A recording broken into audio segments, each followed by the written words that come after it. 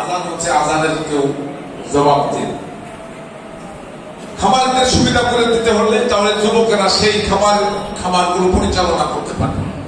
আমরা ঈদের সময় দেখি যখন গরু মোটা তাজা করি, সারা বছর যখন খরচ করে আমরা আমাদের সেই আশার আলো যখন জ্বলতে থাকে, তখন হঠাৎ করে দেখা যায় ঈদের মধ্যে বাইরে থেকে গরু এসে আমাদের সেই আশার আলো নিভিয়ে দেয়। তখন আমরা কিন্তু হতাশ হয়ে যাই, খামারিরা কিন্তু তখন হতাশ হয়ে যায়। বাইরে থেকে গরু আসলে তখন আমাদের এই মোটা তাজা করার সেই ক্ষেত্রে আমরা নুস্খান খাই, সেই নুস্খান ঘুরতে ঘুরতেই আমাদের কাজ শেষ।